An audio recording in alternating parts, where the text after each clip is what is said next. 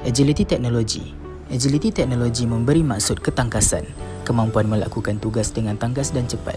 Ia juga mampu bekerja dalam fleksibiliti berdasarkan tidak balas dari persekitaran yang berubah-ubah. Agility teknologi seperti Virtual Assistant adalah satu sistem program yang mampu menangkap bahasa yang dipertuturkan oleh manusia dan memahaminya, serta mematuhi arahan yang diberikan melalui percakapan.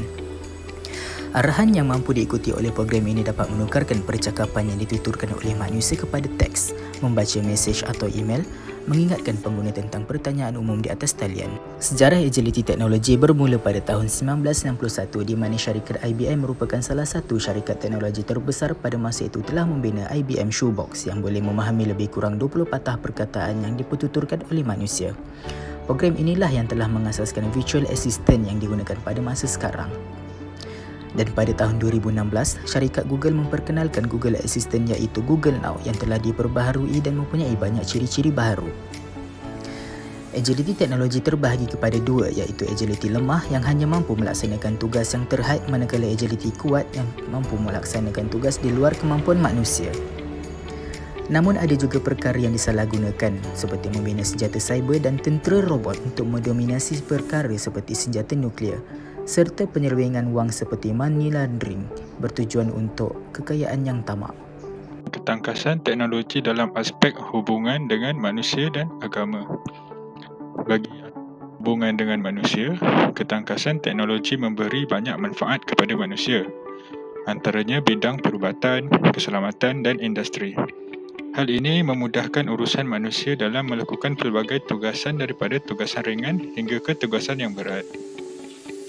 Bagi aspek hubungan dengan agama, ketangkasan teknologi juga memberi faedah kepada agama. Kewujudan teknologi ini membantu penganut agama untuk lebih peka dengan hal ehwal agama. Sebagai contoh, aplikasi Muslim Pro. Aplikasi ini membantu penganut agama Islam dalam banyak hal dari segi waktu solat, peringatan membaca Quran hingga cara membayar zakat. Di sini kita mampu lihat di mana kemajuan teknologi dari zaman berzaman mampu memberi impak baik dan kerjasama antara manusia dan agama. Ketangkasan teknologi dari segi kepentingan sistem nilai dan etika juga berperanan dalam penciptaan teknologi. Dari sudut nilai atau sifat yang dapat disimpulkan dalam teknologi ini adalah sifat cintakan ilmu di mana teknologi ini perlukan pembacaan yang mendalam untuk memperoleh pemahaman dan juga pengetahuan yang tinggi untuk meningkatkan taraf hidup manusia kelak. Dan dari sudut etika dalam dunia teknologi yang berasaskan ketangkasan teknologi ialah setiap projek tidak boleh melampaui hak asasi manusia dan undang-undang sedia ada. Peranan ketangkasan teknologi dalam kehidupan seharian. Agility teknologi telah dilengkapi dengan ribuan percubaan dan keberangkalian daripada input yang dimasukkan untuk menyelesaikan sesuatu tugasan.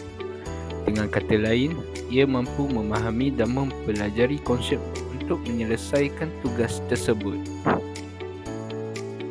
Dari aspek positif, agility teknologi membantu penciptaan kepintaran Google Map. Agility teknologi membantu peningkatan produktif manusia. Agility teknologi juga mampu mengurangkan human error dalam penghasilan buatan dan big data decision making. Dan dari sudut negatif, kos yang mahal, kurang peluang pekerjaan, sifat kreativiti semakin membuatkan ramai masyarakat tidak mampu untuk memiliki kesemua teknologi yang ada. Tuntasnya, dapat kita simpulkan bahawa penggunaan teknologi pembantu peribadi maya yang dibantu oleh kecerdasan buatan bukanlah lagi sesuatu yang asing lagi dalam evolusi teknologi yang rancak berubah hari demi hari. Namun, sebagai seorang hamba yang hidup berpaksikan kepada nilai, etika dan peraturan yang telah ditetapkan oleh agama dan negara, menjadi suatu kewajipan untuk kita memastikan bahawa penggunaan teknologi ini tidak melampaui batas, sehingga menzalimi hak dan undang-undang sedia ada.